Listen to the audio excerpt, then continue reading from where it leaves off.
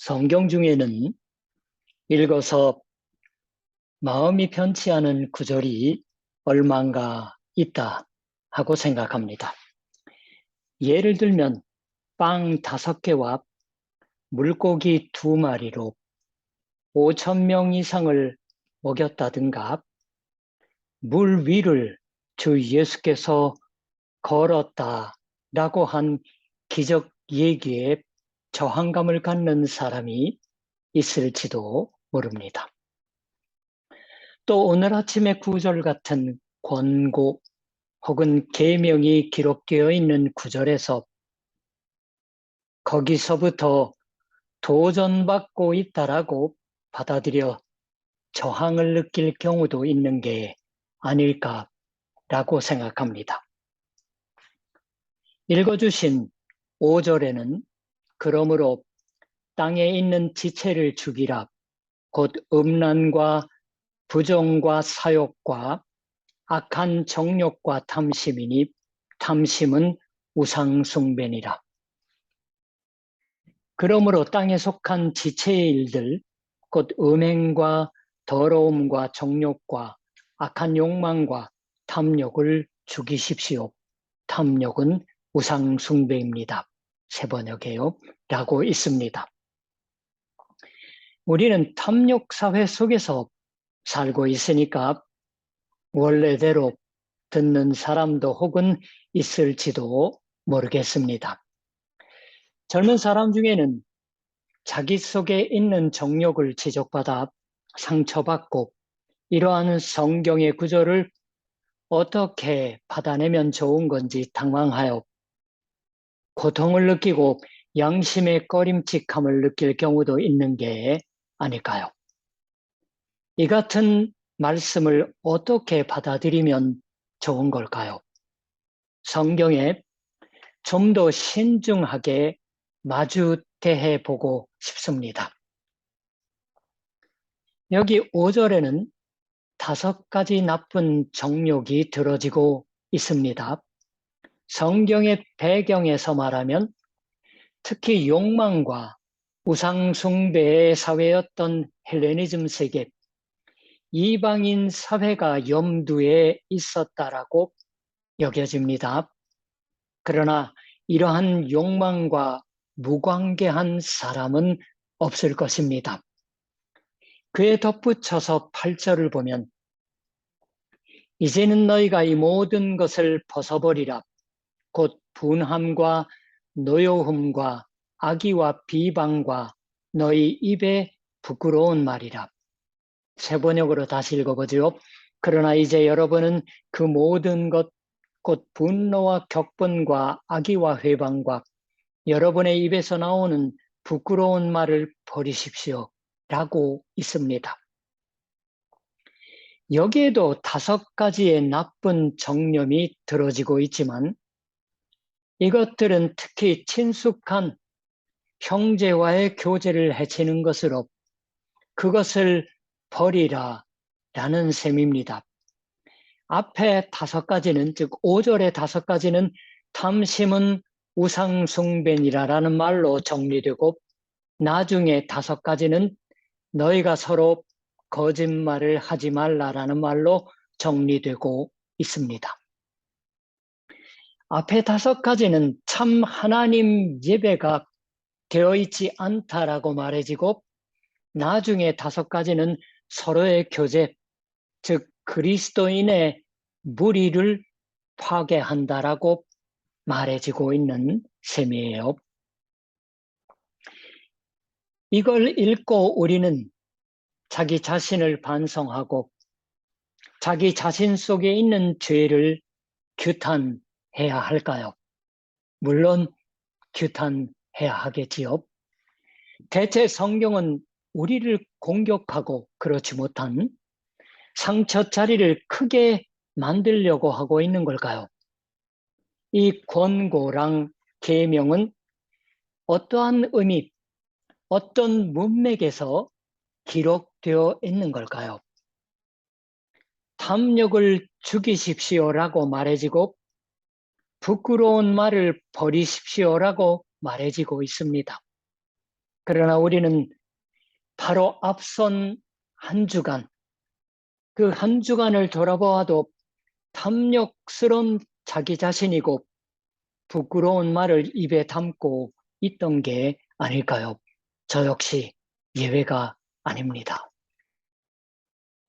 그러나 성경이 이를 말씀하고 있는 건 우리가 자신을 부끄러워하자라든가 우리 자신을 부정하라라는 게 아닙니다. 그렇지 않고 여러분도 전에 그런 것에 빠져서 살 때에는 그렇게 행동하였습니다.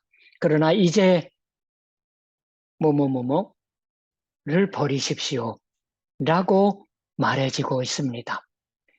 도저히 버려지는 것이 아니다라고 생각될지도 모르지만 여기 전과 이제, 즉 이전과 지금의 차이가 말씀되어 있는 것을 알 수 있습니다. 이전에는 그 가운데에 있었다. 그러나 이제는 지금은 그것을 버리라 라는 것입니다. 이전이 끝나고 이제 지금이 시작되어 있습니다. 이 전환, 일대 변화가 성경에 말씀하고 있는 내용입니다. 따라서 자신을 반성하고 자기 속에 있는 죄를 규탄한다라고 하면 전에 얽매여 있어 이제를 믿고 있지 않다라는 것을 의미할 것입니다. 자기 자신의 죄로 고민하라, 괴로워하라라고 성경은 말씀하고 있지 않습니다. 죄의 당신은 이전의 당신, 이제는 다르다 라고 성경은 말합니다. 우상 숭배는 전의 일, 이제 지금 당신은 우상 숭배자가 아니다. 이 전과 이제의 차이, 그 차이는 그 사이에 하나님의 구원에 하신 일이 있어 일대 전환이 이미 일어나 있다라는 것입니다. 골로새서는 강조합니다. 1장 21절, 22절에 이렇게 말해지고 있습니다. 전에 악한 행실로 멀리 떠나 마음으로 원수가 되었던 너희를 이제는 그의 육체의 죽음으로 말미암아 화목하게 하사 너희를 거룩하고 흠없고 책망할 것이 없는 자로 그 앞에 세우고자 하셨으니. 세 번역을 읽어볼까요? 전에 여러분은 악한 일로 하나님을 멀리 떠나 있었고 마음으로 하나님과 원수가 되어 있었습니다. 그러나 지금은 하나님께서 그리스도의 죽음을 통하여 그분의 육신의 몸으로 여러분과 화해하셔서 여러분을 거룩하고 흠이 없고 책망할 것이 없는 사람으로 자기 앞에 내세우셨습니다. 이 구원 사건은 이미 일어난 겁니다. 이전과 지금은 바로 그걸 말하는 거예요. 계속 자기 자신을 규탄하고 한다는 것은 구원 사건을 부정하는 것이 된다고 하는 의미입니다. 전과 이제는 다릅니다. 우리가 한 일이 아니라 우리의 노력의 결과가 아니라 하나님의 하신 일이 있습니다. 하나님의 하신 일로 말미암은 일대 전환이 이미 있습니다. 하나님의 구원에 하신 일은 이미 일어났습니다. 하나님이 아들의 육의 몸에 있어서 아들의 죽음으로 말미암아 화해해 주셨다. 그리스도의 십자가의 사건이 이미 일어났던 겁니다. 이것을 없었던 것으로는 누구도 할 수 없습니다. 하나님이 화해를 위한 일을 이루어 이전은 원수가 되어 있던 당신을 거룩하고 흠이 없는 자로 세우셨습니다. 누구도 자기 자신을 상처 입혀서는 안 됩니다. 탐욕을 버리십시오라는 권고의 말은 당신을 그렇지 못한 우리 자신을 상처 입히기 위한 말이 아닌 겁니다.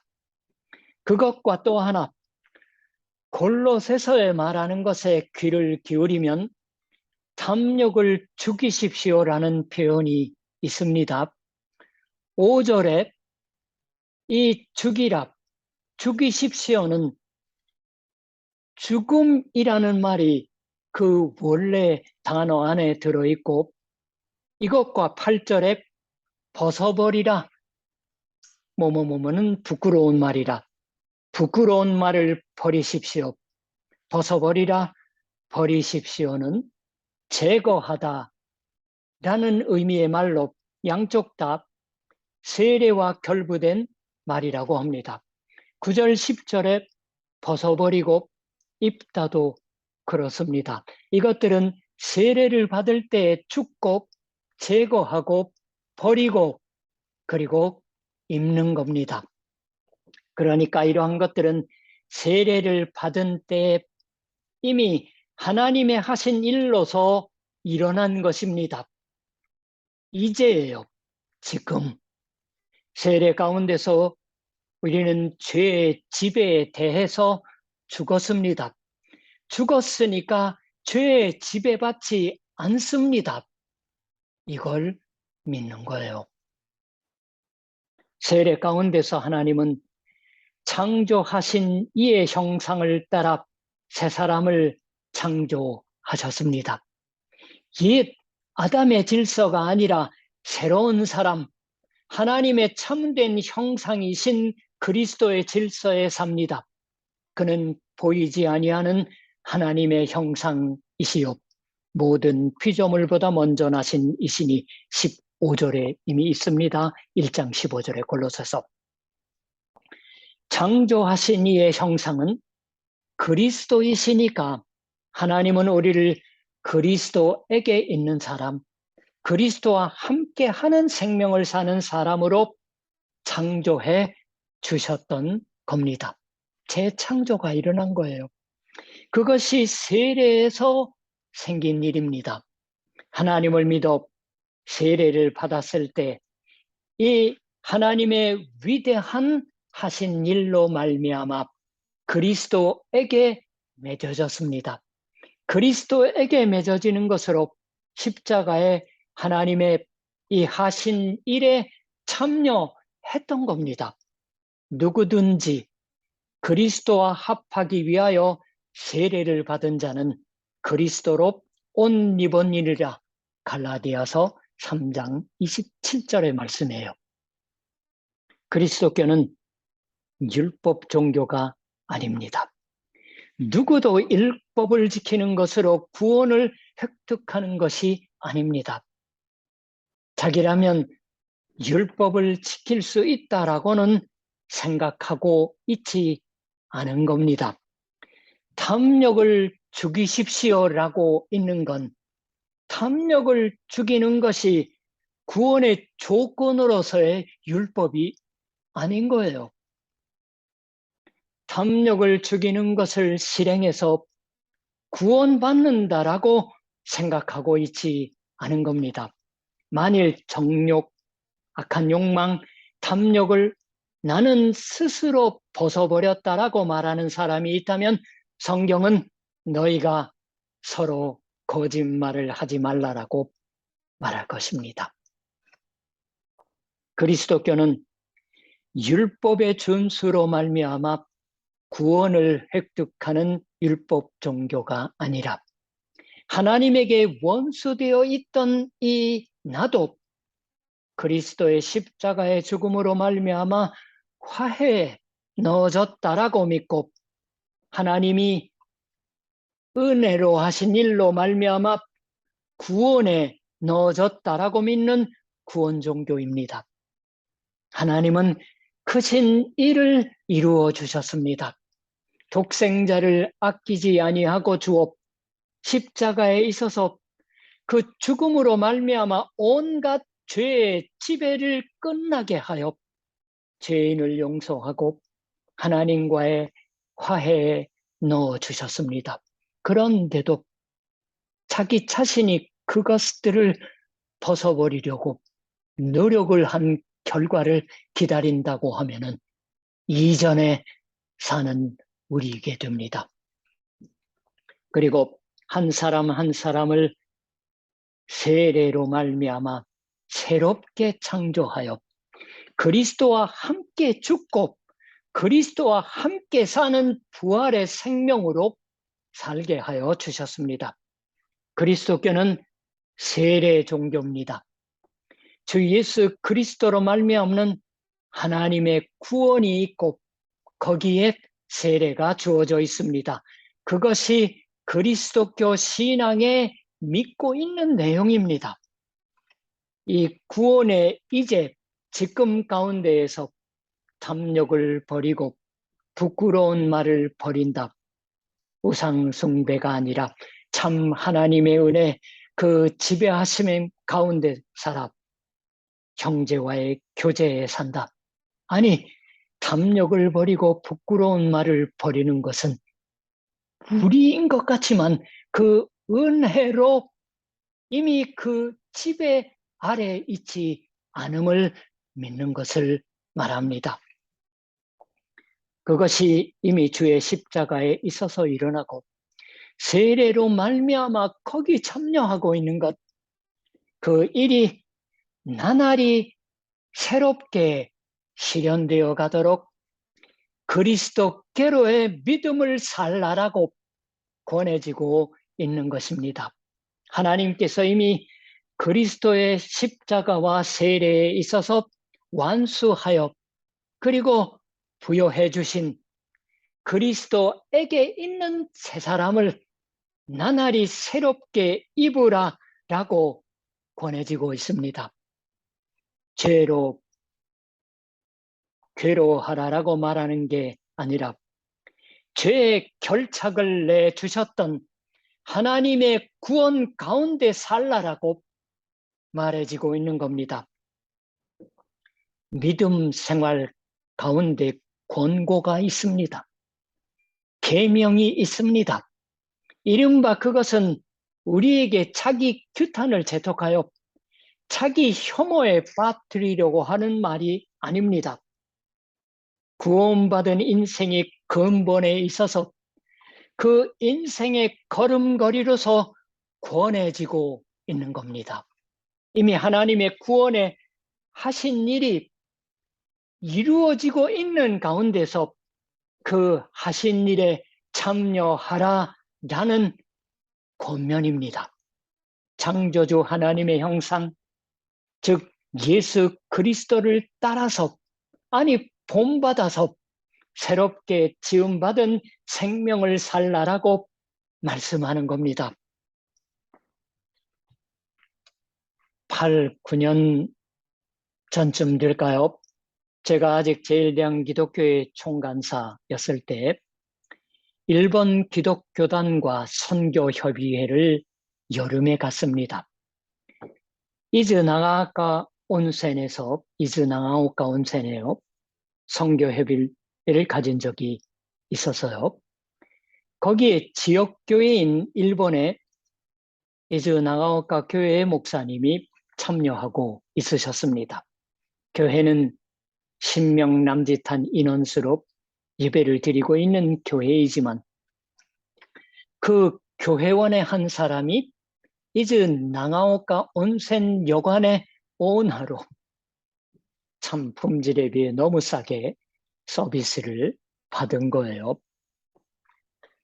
여관 관계자이며 미장원 사람들이 교회에 출석하는 가운데 그때 당시에 지금 이상하게 초등학교 4, 5학년의 형제가 아이들이 형제끼리 예배에 출석하고 있다라는 얘기를 들었습니다. 가끔 토요일에 모임을 갖기도 하지만 그 다음날 예배에도 역시 오는 거라 왜 오는 건지 형제들끼리만 오는 거예요. 목사님에게도 알 수 없다라고 말하는 거였어요. 한국교회 교회원들이 들으면 뭔 일인가 갸우뚱할지도 모르겠습니다. 주일 예배 때 설교 때는 예배당의 한쪽 구석에서 뭔가 쓰거나 그리거나 하고 있다고 해요. 그러나 예배가 끝나기까지 거기 같이 있습니다. 교회가 좋은 게 아닐까? 예배가 좋은 게 아닐까라고 말하는 거였습니다. 교회는 이래라 저래라 라고 말하는 무리가 아닙니다. 근본적으로 하나님의 은혜가 초대하고 있는 장소입니다. 하나님의 은혜가 역사하는 아래에 있는 장소입니다. 그리스도의 은혜의 지배 아래 그리스도와 함께하는 생활을 계속하는 자리가 교회의 무리입니다.